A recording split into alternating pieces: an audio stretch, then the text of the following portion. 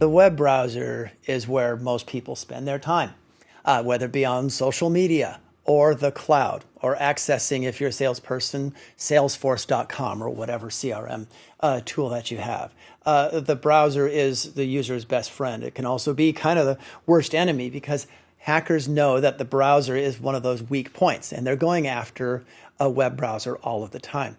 Let me give you a little example of what I'm talking about with some cross-site scripting. I've got a user here who's going to log in to a system. This is, it's called DVWA. Google what it stands for. I don't want to swear. But it's a vulnerable web application. Let's put it that way. And I'm going to log in, if I can actually type it correctly here. I'm going to log in as the administrator using my password. And let me show you what that password is. So you can see in the background I've logged in. And there's my password. It happens to be password, ever so secure. So I've logged into this website. Now, what I'm going to do is show you this website's server. This is the server where the web server is located here. And there is on this server a bad script. So it's the same server as DVWA. And this bad script, this is what it looks like. And what this script is doing, it's basically sending an image to the web browser, but at least it pretends to send an image to the web browser. It doesn't really. But what it's really doing is it is saying, hey, I need you to open up a port to 1234 to this new computer and send the document cookie of a user to that attacker.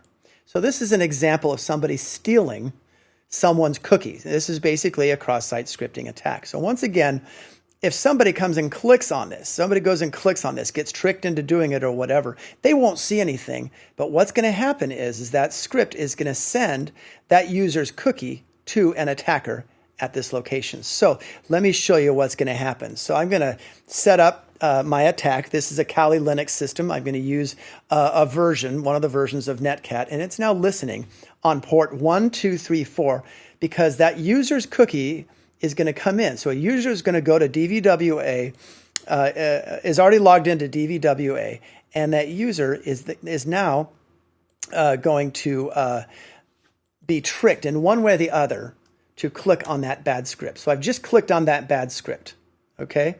So let me go over to the attacker and see what we found. Now looky here. The session has ended, but before the session ended, looky here.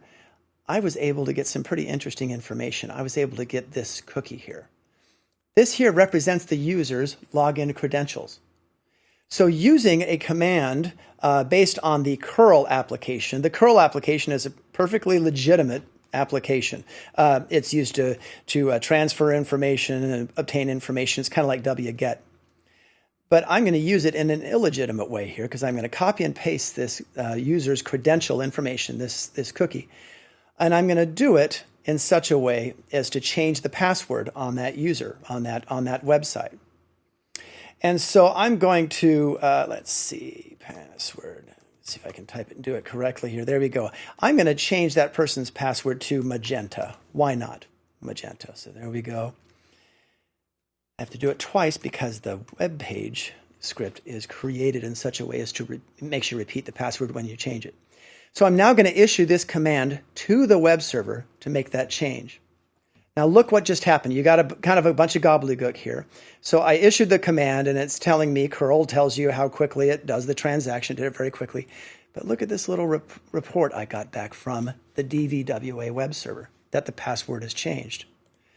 So the user who has accidentally or been told to click on this or socially engineered to click on that is not aware. They could continue working and doing what they want. But once they log out and then log back in again, I'll just use admin, and I'll type in password here. Notice nothing's happening, right? I'm not logging in. That's funny. Well, that's because the password was changed. We'll go back to admin here, and I'll type in, it was magenta, wasn't it? And I'll click on, I'll just hit enter. And notice in the background, I'm logged in. I use the word, the password magenta there. This is a classic example of cross-site scripting. And it's basically where that man in the browser, right, should be that man or woman who's the legitimate user. But if that legitimate user gets tricked onto clicking a script, and that bad script could be put there by the hacker, or it could have been a developer making a bad decision. If a user gets tricked into clicking on that bad script, that person's identity through that cookie gets stolen and the hacker is able to obtain it.